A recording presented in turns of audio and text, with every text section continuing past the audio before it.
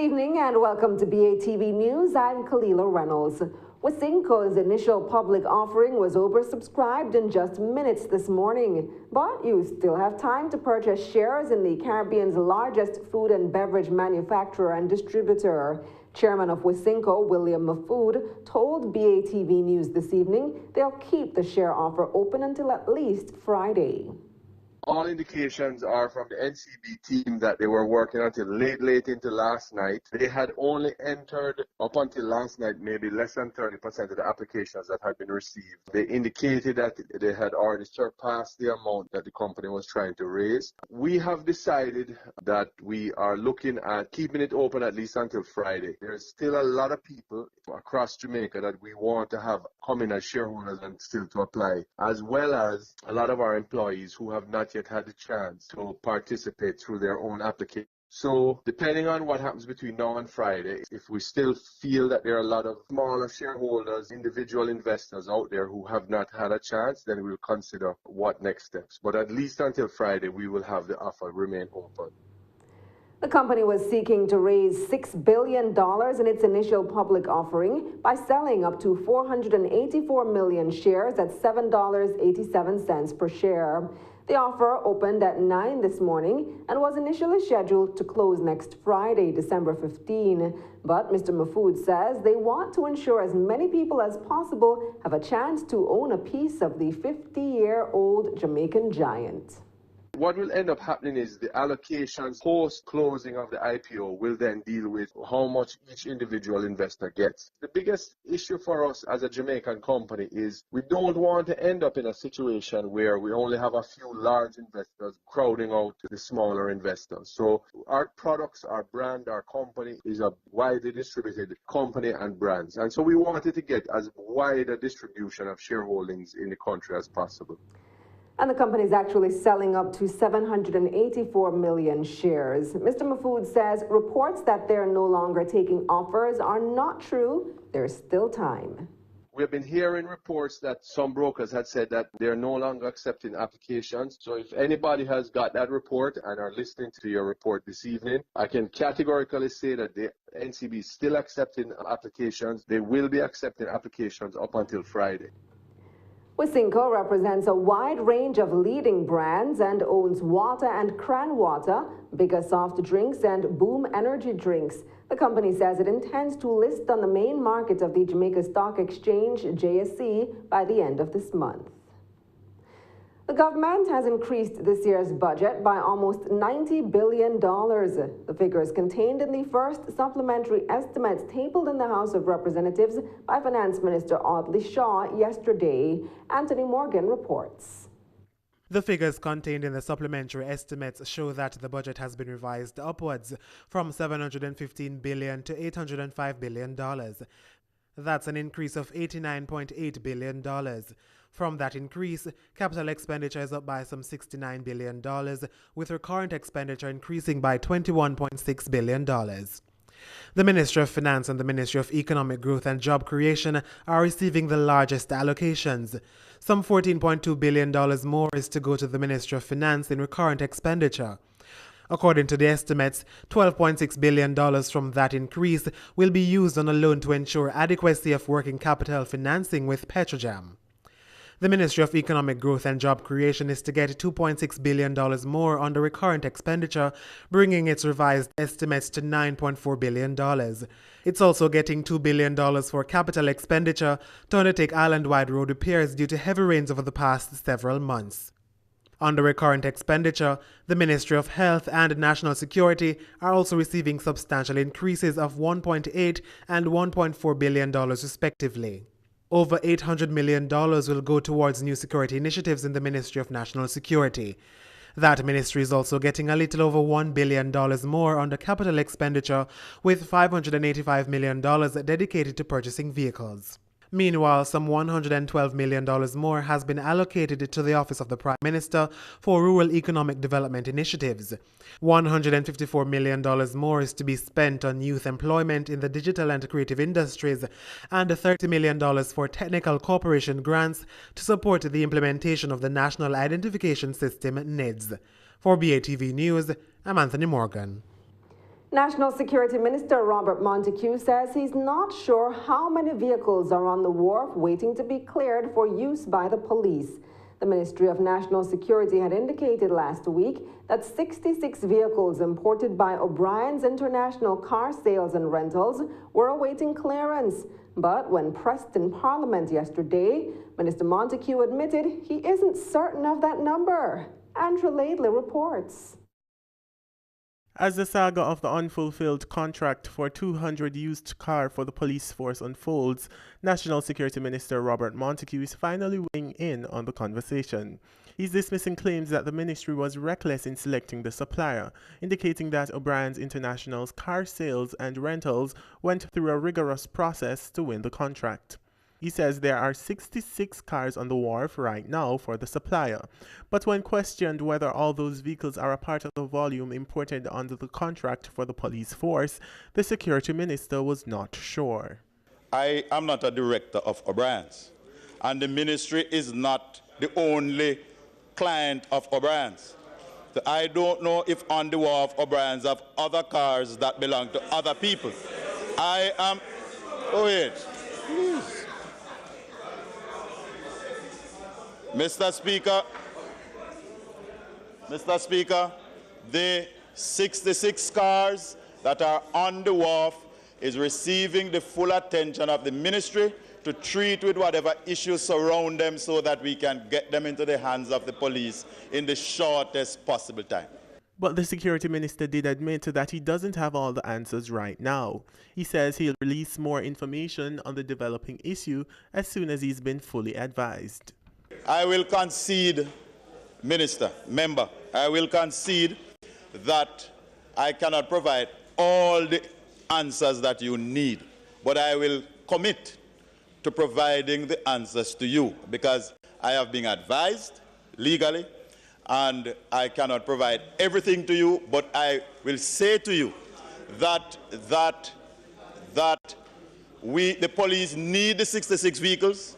We are doing everything, I said it in my statement, to ensure that those vehicles are brought into the police fleet at the earliest possible time without additional cost to the taxpayers. Minister Montague says if O'Brien's didn't deliver, the government also has the option of calling on the performance bond put up by the car dealer to ensure the government doesn't lose any money. We have $42 million for the supplier.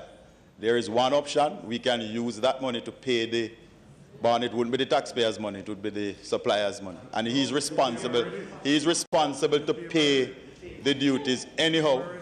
And therefore, we have enough funds from the supplier in calling the bond to do that. But again, Mr. Speaker, we are taking legal advice because you can well appreciate that this matter has certain legal twists and turns. And when you call a bond or terminate a contract, persons have the option of going to court, and we want to be on firm and solid legal grounds. In the meantime, Montague maintains that the contract with O'Brien's Internationals is still value for money. Please note that even with the addition of the GCT and the SCT, of an average of $230,000, the price would still be the lowest in the tender. And with the market price being 2.6, it is still value for money. For BATV News, I'm Andrew Laidley. And when we come back, the opposition raises concerns about budget cuts at the Electoral Commission of Jamaica. This and more after the break.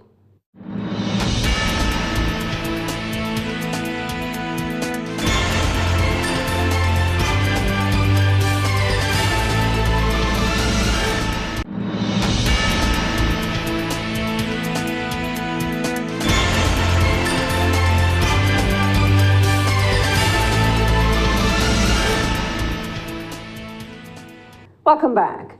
The government has cut the $700 million allocation for this year's voter re-verification exercise.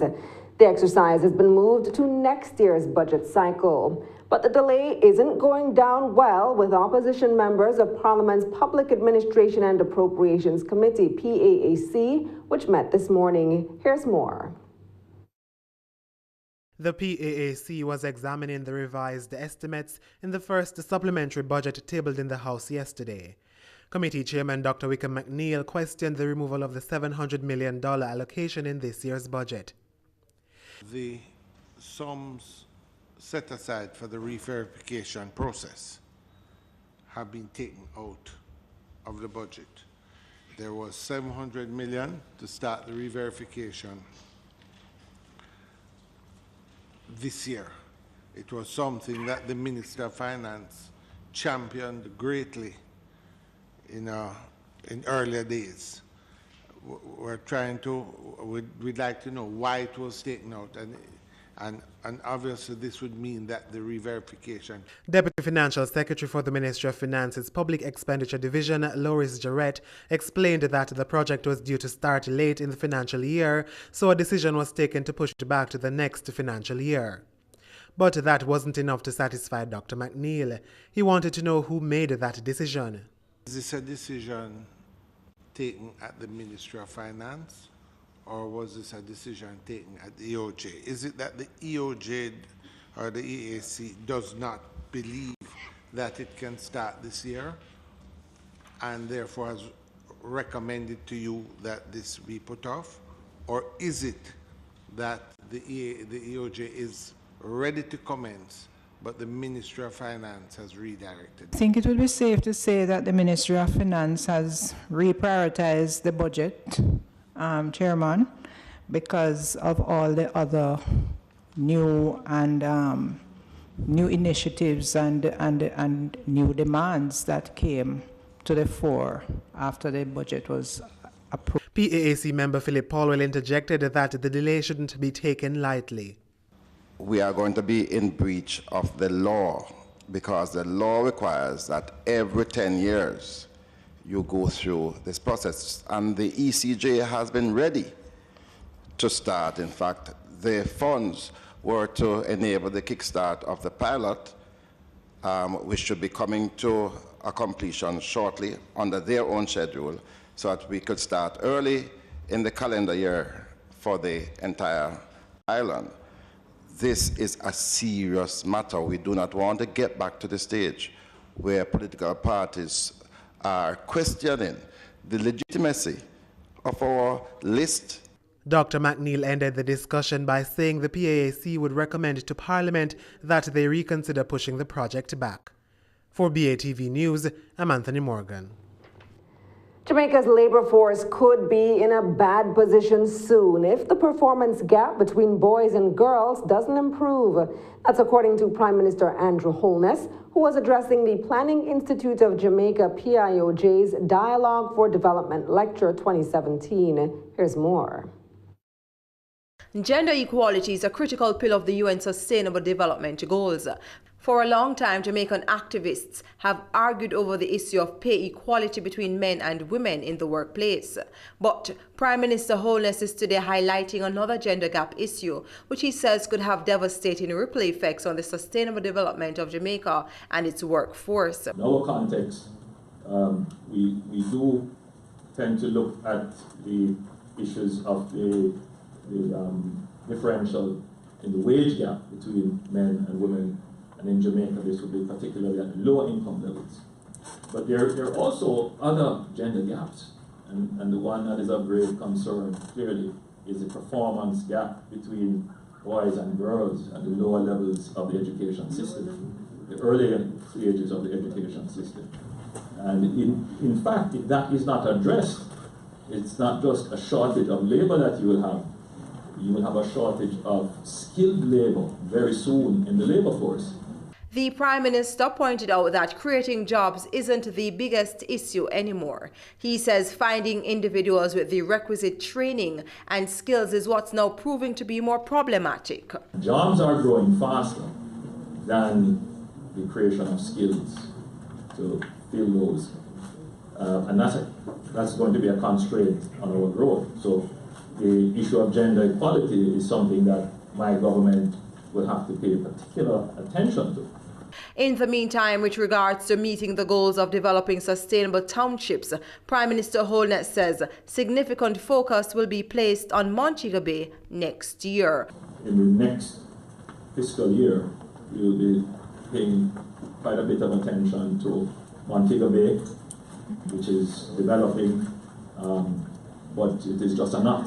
We can't get out of Montego Bay or into Montego Bay without losing our sitting down in traffic. But it's not just Montego Bay. You could go to all the towns and you would see that this is the situation. So great attention needs to be paid here. For BATV News, I'm Norda Francis Williams. Haulage contractors at Kingston's two major ports say they're raising their fees effective immediately. In a statement last evening, the Port Haulage Contractors Association says the fee for loading and unloading is going up from $15 per move to $25. They say this is in light of inordinate delays at both terminals in Kingston. Additionally, the association says it's encouraging the haulers to use the new recommended trucking rates for container delivery island-wide, which was issued in May. The increase comes in the midst of the busy Christmas season. And when we come back, protests in the Gaza Strip over President Trump's decision to recognize Jerusalem as Israel's capital. This and more in regional and international news up next.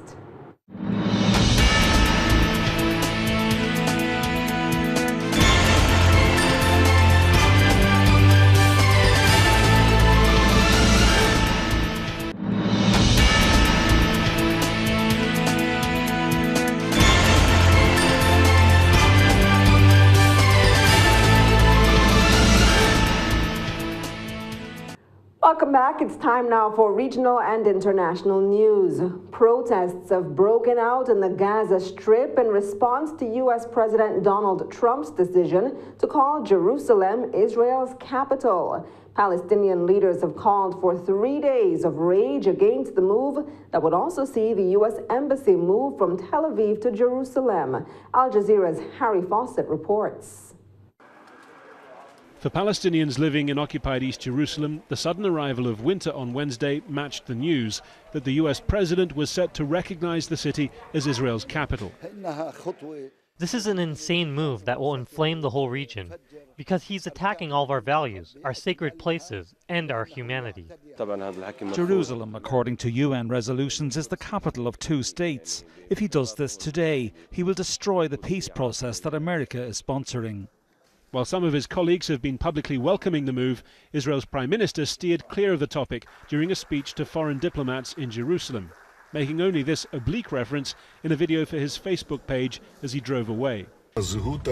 Our historical national identity is receiving important expressions every day, but particularly today. Wow, that's beautiful. Moving the U.S. Embassy from Tel Aviv was a campaign promise to important Trump financial donors such as Las Vegas casino magnate Sheldon Adelson, as well as Trump's core right-wing evangelical base. President Trump needs them more than ever as his popularity ratings plummet. Jerusalem will remain the capital of Israel, and it must remain undivided. Trump is certainly not the first to make such promises on the campaign trail, but he will be the first to translate them into potentially hugely consequential action. Before his speech, Trump briefed Arab leaders, which led to this question at the State Department briefing. I'm wondering if you can say that he's gotten the support of anyone for any decision that he might make. So again, I'm not going to characterize those conversations. Minutes later, the White House press secretary was similarly coy about the decision. No, again, he spoke with 5 leaders. That's hardly indicative of everybody across the globe. The Israeli mayor of Jerusalem said the embassy move could take 2 minutes by switching the sign on the current U.S. consulate in West Jerusalem. White House staff, who didn't want to be named, later said that was not going to happen. Building a new embassy would take at least 3 to 4 years. They also said that President Trump was simply affirming what they called reality, both historical and modern, that connected the state of Israel to the city. They argued issues of sovereignty would not change, and said that not moving the embassy 22 years after it was required by Congress in 1995 hadn't made any difference to the peace process. The Trump administration remains committed to a two-state solution, they said, if that's what both parties wanted. Nepalis go to the polls on Thursday as part of the second phase of the country's elections, more than 2 years after a devastating earthquake that killed about 9,000 people and left millions of others homeless. Many are hoping their newly elected representatives will help them rebuild. Al Jazeera's Subina Shrestha reports. Political party flags flutter in the outskirts of Kathmandu, reminding everyone of voting day on Thursday. A series of small explosions in the past few days doesn't seem to have deterred these Nepalis. Security staff are watching over polling booths and final preparations are being made. Not far away is another reminder of failed promises by politicians. Tin sheds that continue to be home for survivors of the earthquake 2.5 years ago. 9,000 Nepalis were killed.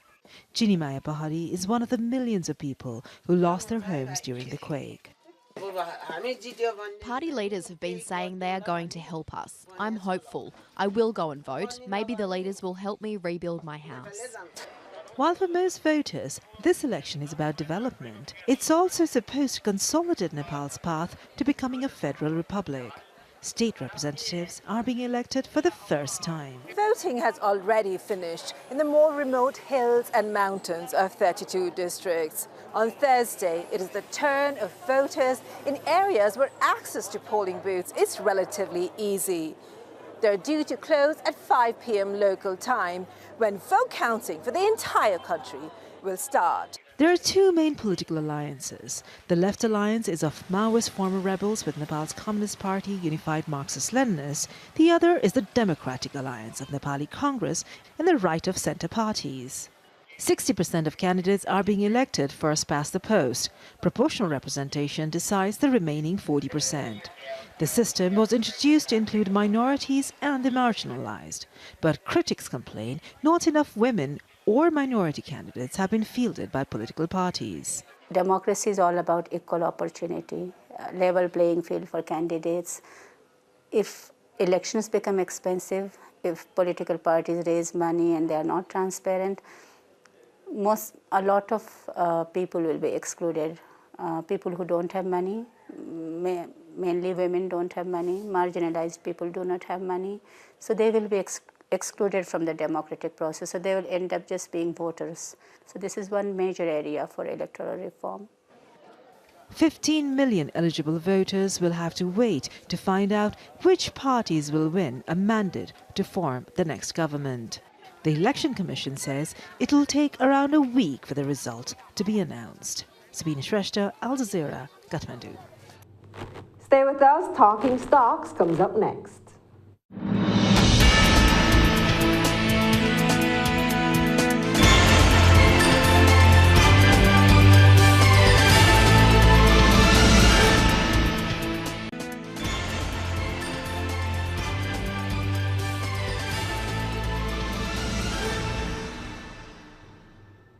Welcome back. It's time now for Talking Stocks. 41 stocks traded today, of which 16 advanced, 16 declined, and 9 traded firm.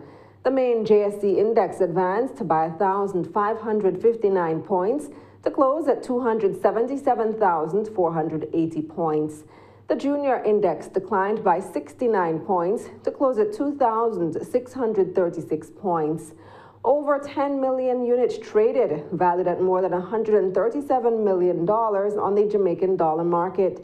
And on the U.S. dollar market, over 4,000 units traded, valued at $989 US. Supreme Ventures, with over 7 million units changing hands, accounted for 68% of market volume. Jamaica Broilers Group was second with over 1 million units trading. Grace Kennedy, with over 624,000 units, accounted for 5% of market volume, crossing the floor.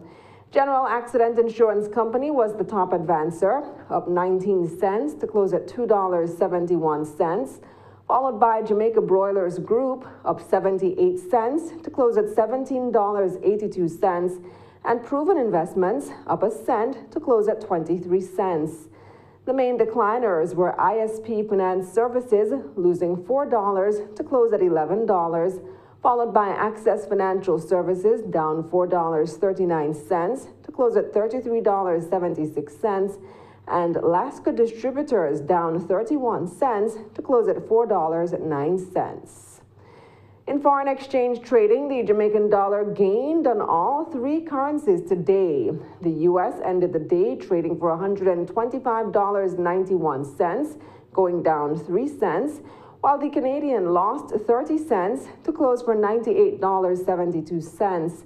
The British pound went down 39 cents to sell for $168.42 on average. And that's the news, but before we go, a recap of our top story. Wisynco's initial public offer to remain open until Friday, despite being oversubscribed within minutes today. For more content, visit our website at batvja.com. I'm Kalila Reynolds. Pleasant viewing.